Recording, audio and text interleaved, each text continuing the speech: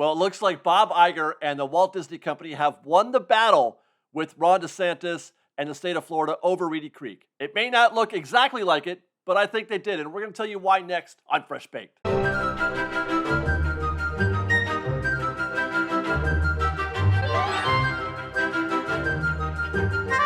Hi guys, David here with Fresh Baked, and I'm here to report that we may have come to the end of our Reedy Creek story. Almost a year ago, in April of 2022, the Florida legislature voted to dissolve the Reedy Creek Improvement District, aka RCID.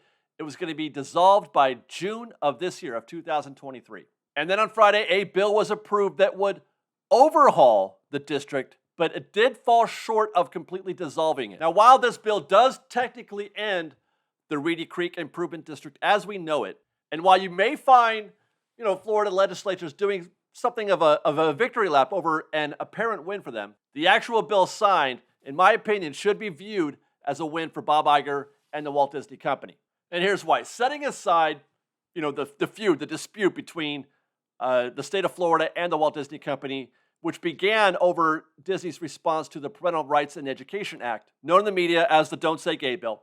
Setting that aside, the point in trying to dissolve the Reedy Creek District was to end any apparent special privileges that the Disney Company had in the state of Florida. The RCID gave Disney some very nice competitive advantages, namely the ability to operate without any interference from local or state governments. In fact, as we've gone over many times in previous videos on the topic, Disney was able to function essentially as their own government. They could theoretically do pretty much whatever they wanted, whenever they wanted, without having to go through the city or the state first. No approvals, no permits, no state inspectors. Compare that to what Disney has to go through here in Anaheim for Disneyland, and from my perspective, that seems like a really sweet deal for the Disney company.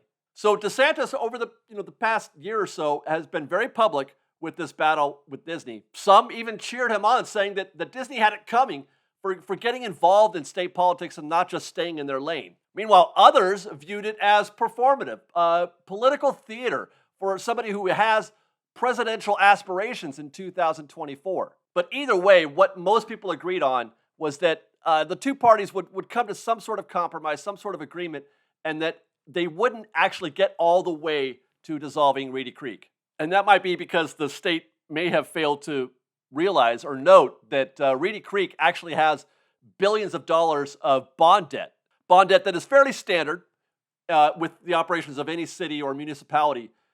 Every city, every county, every state issues bond debt in order to pay for or in order to fund public services. But if Reedy Creek were dissolved, it wouldn't be the Disney company that was responsible for paying back that debt. That is municipal debt. Whoever took over Reedy Creek would be responsible for that debt, i.e., in this case, if they dissolved it, the state of Florida would be responsible for that debt. They would have to pay it back, and they wouldn't just pay that out of pocket.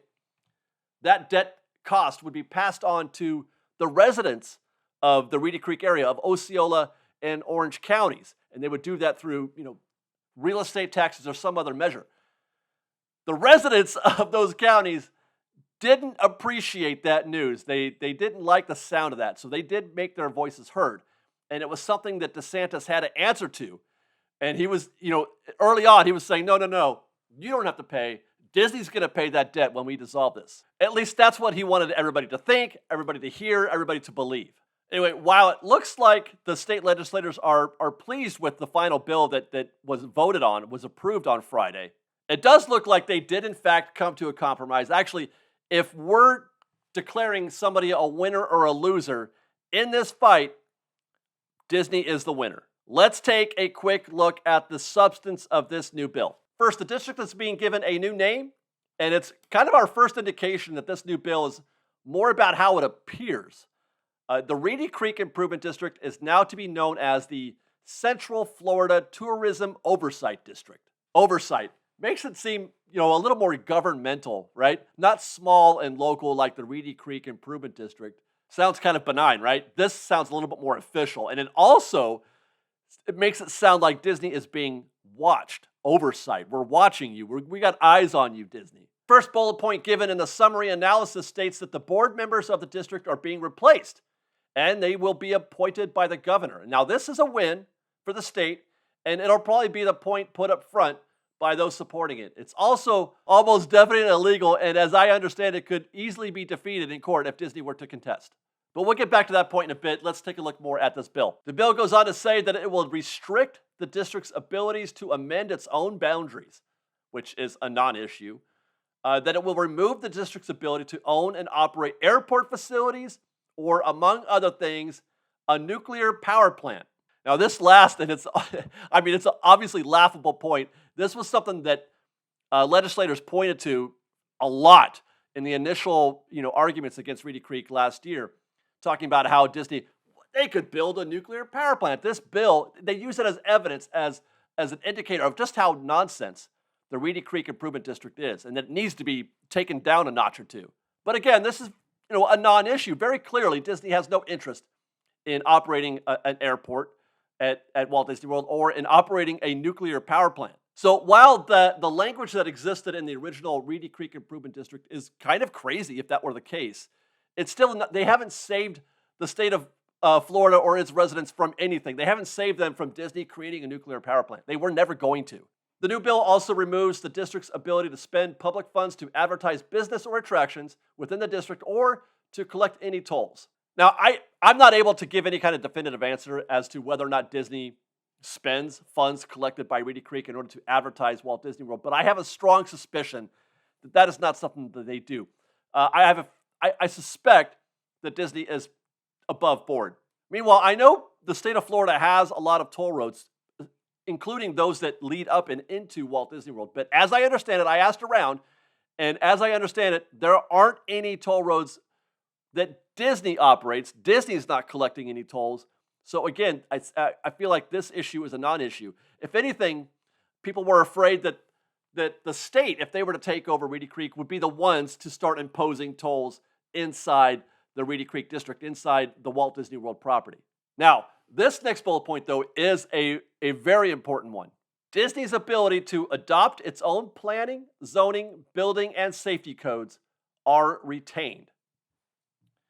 And that's what I was speaking to before about their self-governing status. Disney looks like it's going to be able to retain its ability to build whatever they want without it being an airport or a nuclear power plant. If the RCID was for anything, at least from my perspective, from my cheap seats, if the RCID was for anything, it was for that. It was to give Disney the ability to build what they want, when they want, and how they want, without having to worry about the state or the city getting in the way. That way, they could do it quicker and more efficiently, and they could get Reedy Creek up and running as a functional tourism site. And that's it. That's the bill. Not sure if I used this term already, but when I read this and all those details, the word that came to mind was toothless. This is a toothless bill. The one big win for the state was the ability to name its board of directors, which, again, this is something that Disney could easily contest in court and win, according to those that I've asked, people who know a lot about special districts and the laws that surround them. And that's because it takes away the legal property owners, and by that I mean Disney. Disney are the legal property owners in Reedy Creek, or among them. It takes away their ability to vote on matters that are, central to the operation of where they exist. If you own a business, if you own property anywhere, you have a right to vote on things that affect where you live or where you operate. But other than that, other than the board of directors issue, everything else is pretty much a non-issue, or it works in Disney's favor. So what's Disney's response to this? Now, before I get into that, note that ever since this whole thing started, apart from Chapek's initial response and his promise to fight the bill, the parental education or the parental rights in education bill, ever since he spoke out and ever since DeSantis and the state of Florida responded, Disney's been silent. They have been silent for probably the better part of, 8 months. And I believe that was the correct course of action. I don't think that they needed to get or wanted to get public about this. So following the draft bill that was made public on Monday, Walt Disney World President Jeff Vail said that they're watching the progression of the bill, but that it's basically no big deal. Disney operates in a lot of different models, and they're doing just fine. They're going to be okay. Now, there were some who thought that initial response on Monday was too soft, that Disney should start to immediately fight what this bill is trying to do. Others thought that it was a measured response and that Disney was better off not trying to poke, the state of Florida or DeSantis too much and escalating a feud any further. Then on Friday, the draft bill was formally approved by the state, and observers, again, began waiting for Disney's response, now that it's official. And most were expecting, the threat of a lawsuit because of the board of directors issue. Instead, Disney made another measured response. For more than 50 years, the Reedy Creek Improvement District has operated at the highest standards, and we appreciate all that the district has done to help our destination grow and become one of the largest economic contributors and employers in the state.